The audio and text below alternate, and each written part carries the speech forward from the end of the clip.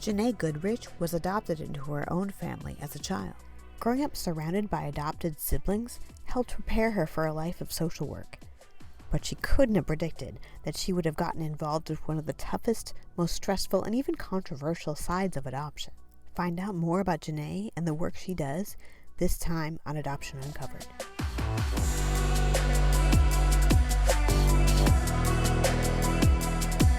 If you can just start by telling me your name and what you're doing with adoption.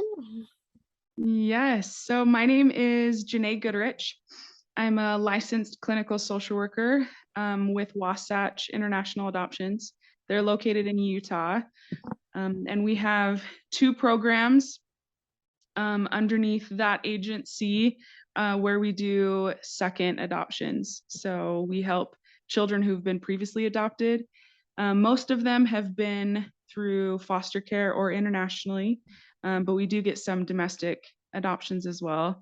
When they're older, they're not working out and they're not thriving in their current home, and so we help to find them new placements.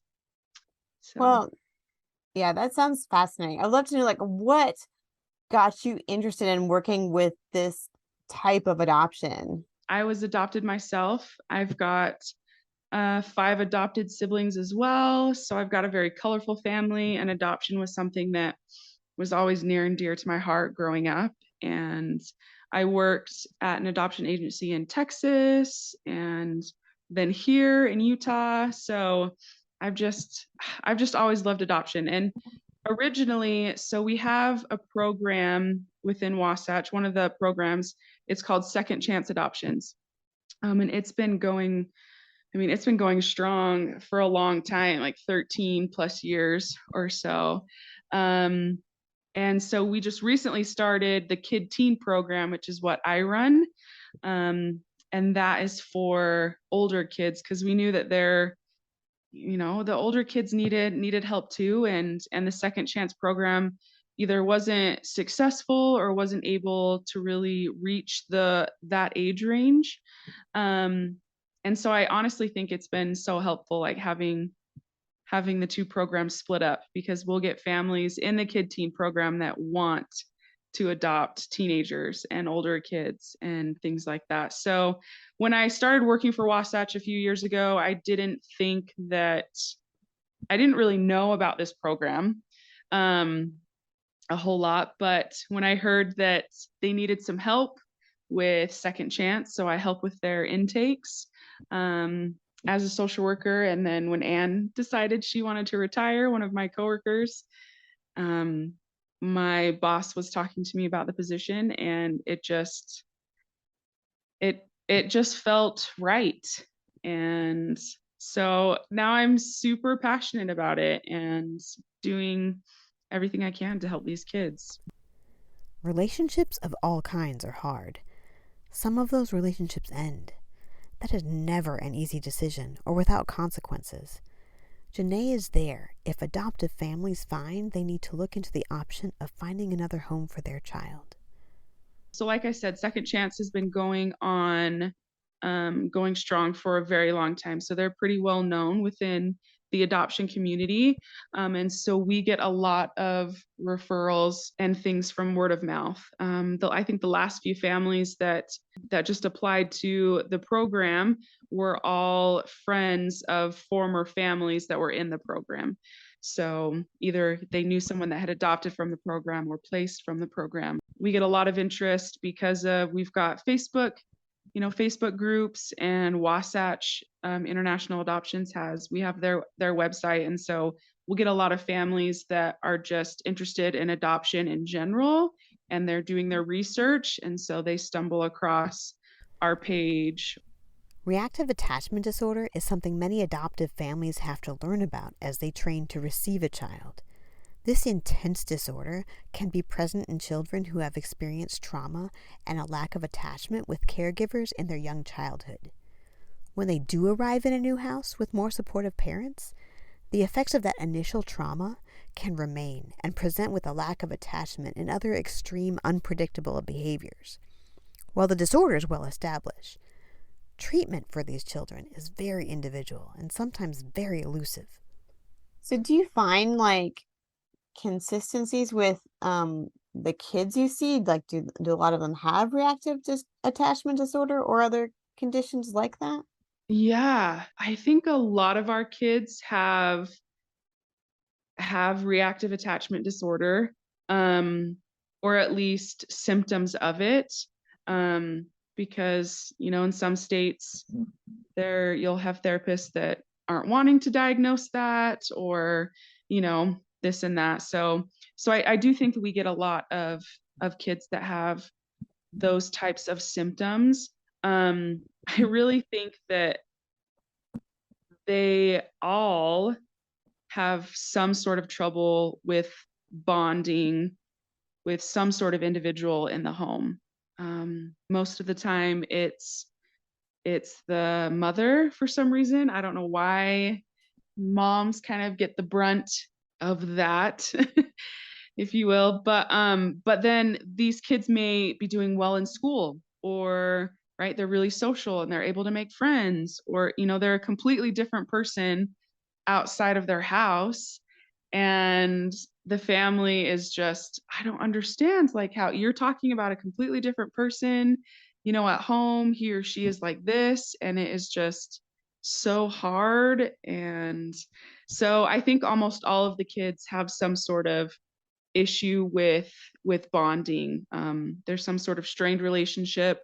I have one kid right now in the program who feels as though he was young enough. He was adopted internationally, but feels as though his adoptive parents now kidnapped him, and so he's never felt really bonded to them, and is older now, and asking for another home, almost like he knows that he just can't let that go. And so it's interesting.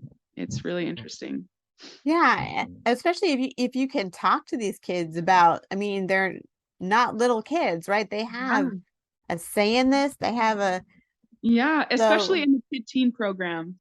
Yeah, we specifically see, we usually go as low as like 9. I've had one 8-year-old, but then my oldest right now is 14. Um, so we haven't really had anyone over that, because in each state, every state has, different laws in certain ages, either age 10, 12, or 14, they need to consent to the adoption if they're a certain age. And so most of the kids in my program either know about it and are in agreement that they want to be adopted, want to find a family for them, or they find out shortly about it after, because sometimes our placing families don't want to tell their kids right away, just in case they're unable to find them a family. They don't want the children feeling even more rejected, because the parents are already feeling this. Like, we don't want for you to feel that we're rejecting you. They may feel that with their parents, and then they can't find another family. Oh, so I'm being rejected again. oh my gosh. Oh, so yeah, so a lot of my kids know about it, or I have one girl that she has been wanting a new family. We found a family that we felt would be a really good match for her, and her parents talked with her, and initially she said no and was super anxious about it. But these past few weeks she's been working in therapy with her therapist and has been able to do Zoom calls with this couple, and is in agreement, and is like, nope, they've answered all my questions. I feel a lot more comfortable, moving forward. And so she was able to sign her legal consent recently, and is, going to move forward. So I know in our second chance program, the kids are a lot younger. They get older kids in there every now and then as well, but most of the time they're like 7 and younger. And so a lot of time those children don't know from the beginning. They find out before transition that this is what's going to happen. JeNae is often faced with families who are at an impossible crossroads. she's able to find a way to bring them to a place where they can function and face the choices ahead of them. That sounds like it is super tricky to navigate for you to be, so you're sort of the middleman there among these people, all of which are in this super heightened stressful state. Yeah. And like, how do you deal with that when you go into the office every day? Right. Well, I definitely have to do my own self-care. That's for sure. But like I said in the beginning, I've always been passionate about adoption. And so being able to, be in charge of this specific program and help families, on both sides has just been so rewarding. And so I think, when I look back at, if I'm having a hard day, I look back at the placements I have made, or how well children are doing in their new homes, or this and that, and it makes it a lot easier to get through the day. But it's just fun. My families are fun though. Well, that is an interesting word to use in this scenario, but I believe you.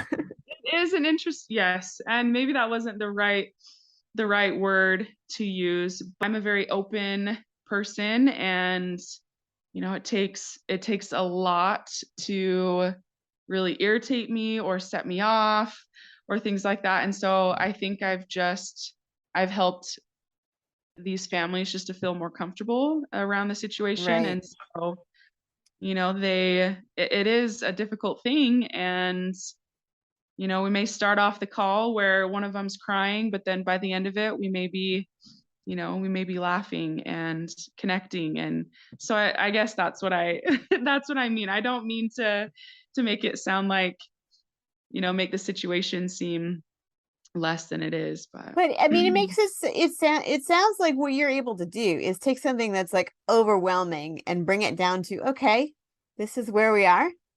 This is normal or whatever. This is a situation that we can handle. It's exactly. a It's us-sized okay to be situation. feeling this way. Yeah. And because I get so many parents that are placing families, especially, that they feel so much guilt.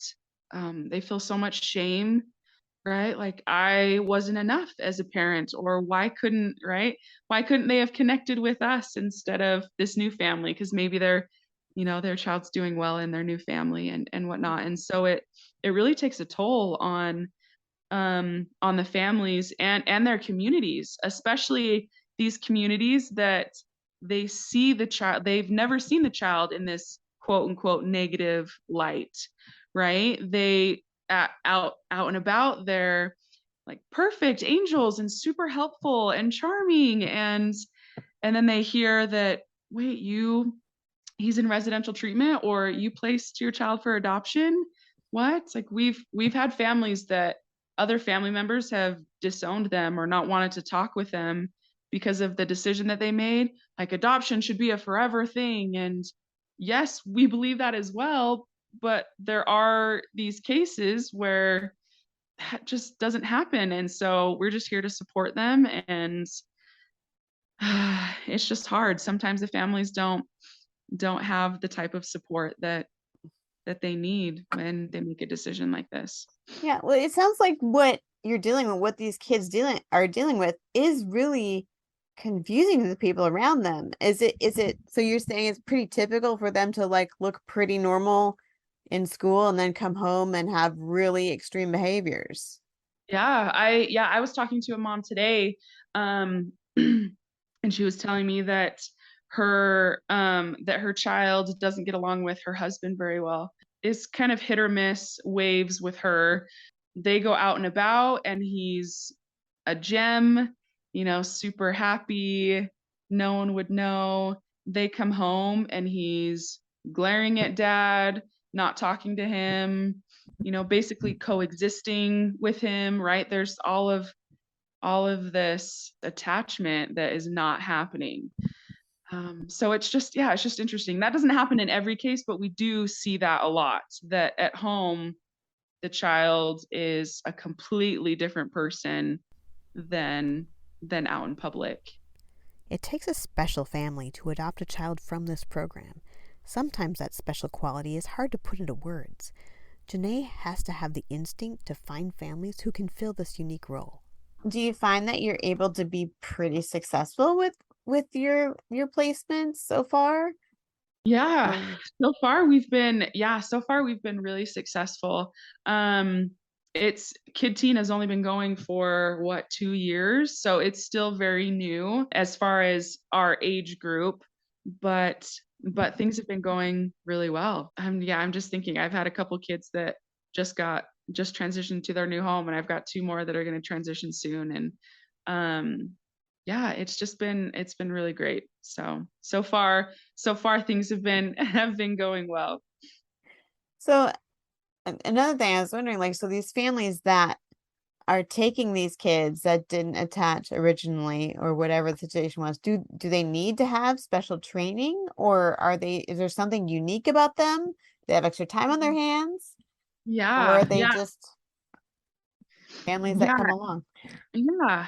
And I mean, I think a little bit of everything, but the families that we prefer, and the families do as well, just because when our placing families come to us, they've already like they're at the end of their rope. They're not entirely sure what to do, and so things are pretty stressful at their home.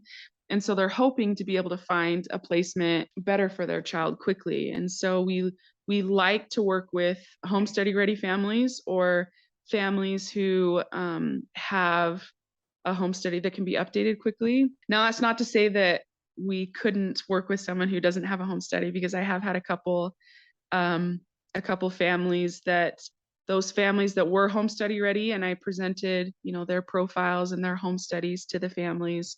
They just didn't quite feel that they were right. But there was one family who was still in the process of doing their home study that they wanted to know more about, and they really clicked. And so this is always something I would talk with my families about, but they were willing to wait, for this family to complete everything. And that's their decision, and I can support them in that, because they wanted to find, our families still want to try and find the best, home for their child. Every family has to have a home study, so their state will conduct a home study and find them eligible to adopt, these specific children or a certain age group or whatnot.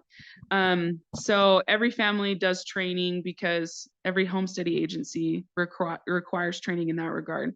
But then we have training that our families do, that all of our adopting families do in our program as well. It's actually a similar training because we do international adoptions at Wasatch. And so our training for our international parents, it's really similar to that, because typically they adopt older kids as well with special needs and things like that. Our families don't have to commit until after they've had an opportunity to talk with the adopting family. So then when they are interested and they want to move forward and being considered for this child's adoption, they can, fill out an application. I talk with them. We have what's called a home study approval call. So I'll sit down and talk with them about their home study. We'll go through their home study in depth, as well as talk about the child that they're interested in adopting, and say like, oh, okay, they've got these diagnoses or these behaviors, and tell me what you have in your community that's going to be able to help this child. Or, okay, you're a single mom and you're wanting to adopt this child. What if you're at work, like who's going to pick your child up from school, right? So things like that maybe they're not thinking of, or we just want to really make sure that the family has supports and systems in place, and that they've talked with doctors, dentists, therapists, gotten ideas, so that when they do have the child in their home, and when things come up, because they will, that they're a little bit more prepared, and they've already got those supports in place, as opposed to scrambling because they didn't do anything beforehand. The children JeNae sees in her program are consistently children whose background exposes them to trauma. Is there any like consistency with where they have been adopted from? Like, were they adopted when they were older or internationally or? Yeah. Majority, I don't know numbers wise, but majority of our kids are probably from foster care. And then closely behind that is international. Most of our kids that are adopted through foster care are usually a little bit younger, like 5 or younger. And then just over the years, for whatever reason, trauma, the things like that, it's not working out. I did have one child that this was such a crazy case, but he is doing so well now in his new home. But he was adopted internationally at the age of 10. And he was with his biological family until he was 8, and a lot of stuff happened, and then was placed in an orphanage. His adoptive family was just reminded him too much of his birth family, and he was old enough to remember and to know, and they were from the same culture, and so and just had the same ethnic background, that it was really difficult. But he was placed at 13, and so now he's in a new home and is doing amazing. Well, He's doing that is really something I wouldn't have thought of, that, that similar culture would remind him of home, and that what could be a problem. Yeah, it Like, was a are there, big problem for him. Like, his adoptive mom was his birth mom in his eyes, and she abandoned him. That's what and he was with her until he was 8. right, And so that was really, really hard for him to let go. And they just knew that he wasn't happy, and he knew that he wasn't happy there. And so, they didn't want to, but moved forward with this, and now he's doing really well. This kind of placement is rare. If you do have the chance to interact with a family or child going through a second chance adoption, there are ways you can help. how can we support the kids going through this, the families going through this? Like, do you have any advice for people, for outsiders who just really want to be the support these families need as they're going through this? Yeah, are you talking the placing family specifically? Yeah, like if there's a family that's like facing dissolution, or even a family that's adopting from the situation, like, how can other people be supportive of them? Yeah, just that's the key, just to be supportive, right? To be a listening ear. I think we have so many moms in the program, like I've said before, that feel or have been judged severely. And so I think just in the world that we live in, we all need to be a little bit more loving and caring and supportive. And I think just recognizing that we're not in that person's shoes, right? Like, we don't know the day to day. We just know what their son's like when they're over at our house playing with our son, right? We don't know what bedtime is like, or doing schoolwork, that sort of thing. And so I think that if we're just open to being a listening ear and to listening to their side of the story, I think if people knew what these families went through and were a safe space for them to be able to talk, I don't think there would be judgment in the way that there is. They see this perfect kid on the outside, and they think that these parents are horrible. These parents are just giving up on this child, or they don't love them, or they don't. I'm like, it's quite the opposite. If anything, they love them so much that they're willing, try not to get emotional, but they're willing to let them go.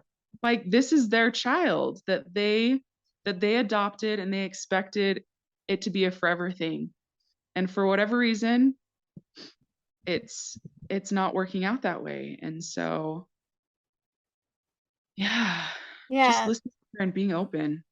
that's a very different perspective than when you hear, oh, so and so dropped their Russian kid off at the airport or whatever, and you think, oh my gosh, that's crazy. And it's like, no, that is not the story you're seeing. That's not the story of dissolution. Yeah. That's some other story. And there might be stories like that. I just personally have never seen it in our program. Every family that comes to us is devastated, is heartbroken, is not wanting to do this, but they've come to the realization that maybe this is what's best for them, right? And so yeah, none of them are ever like, oh my gosh, get this kid out of my house, I hate them. Or I mean, if anything, I have had parents that, because of the trauma that maybe the kid has experienced, there's behaviors going on that's causing trauma within the family. And so this has then caused the parents to have blocked care. And so maybe they're not feeling as much empathy or things like that for the child, but they're never like, oh, I hate this kid or or this or that. They're still like, this is the hardest decision. And so Right, I right. think people So, just need to hear that. And it's just sad. right. So people Well, assume. yeah, we need to see like more of like this side of like this is a thing. This is out Yeah, there, and this is how yeah. it works. Sometimes people will look at a difficult child and think they can just be put in a facility or given a medication. It is important for people to understand that the children JeNae is trying to help need a more nuanced and personal solution. There may be the impression that, oh, they're difficult, we're going to put them in some therapeutic home or a group home or whatever, when that's not necessarily the answer, is something I'm hearing from you. Yes, those things are so expensive.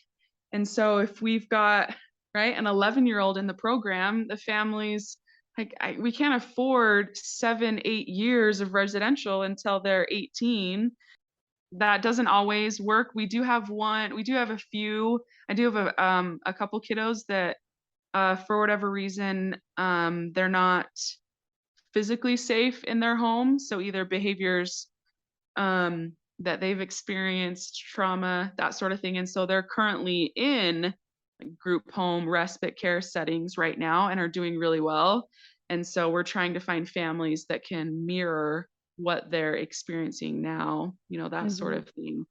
But yeah, it's not,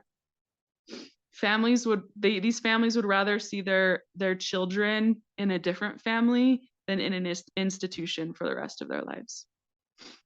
And I think it's really interesting to hear too how much success you've had, because sometimes you think, oh my gosh, reactive attachment, there's just no hope. It's just, that's it, they're just never going to attach. And you're kind of indicating, well, that maybe that's not the end of the story. Yeah, yeah. And because I think there's so much more than than the behaviors that they're presenting. So, right, a kid may have 20 diagnoses and their psychological evaluation is saying this and they behave this way and this way, but they're not taking into account the fact that they were in an orphanage for 5 years or that they experienced trauma, right? It's what the kid is presenting to them, and then that's what they're writing down. The kid's super hypervigilant and this and that, and right, but they're not getting the full story. And so yeah, I do think that kids that struggle with reactive attachment can attach. Like the brain is amazing. When we receive enough connection and enough consistent connection, I mean, those pathways are able to heal, and it's just really cool. Plus the child, like say we have a kid that has been adopted into a family and there are 10 other children in the family and they're not doing well, right? And I mean, having 10 kids, I think it would be really difficult to have, one-on-one time with each child consistently and, things like that. And so I'm sure children get missed or, kind of fall behind the scenes. And so we may place this child in a family as the only child or with one other sibling, and they're getting like 80% more attention than they were, like that in and of itself is going to help. The child is still going to struggle with reactive attachment and have symptoms of it, but because the family dynamic is different, it helps in being able to alleviate some of that. And so yeah, it's just it's a cool thing. I can't talk Yeah. enough about it. It sounds amazing. And I'm so glad you're out there trying to facilitate this.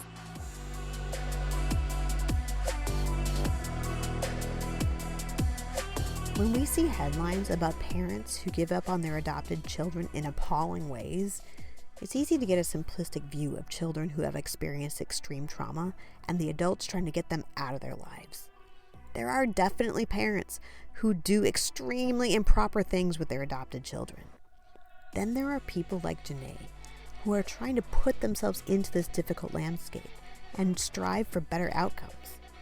People within adoption know how messy it is when things work out well. Maybe there needs to be people like JeNae who are trained to give real human solutions to help those struggling when things don't work out well. Find out more about JeNae and the KidTeen program at Wasatch International Adoption on my website, adoptionuncovered.com. And thank you.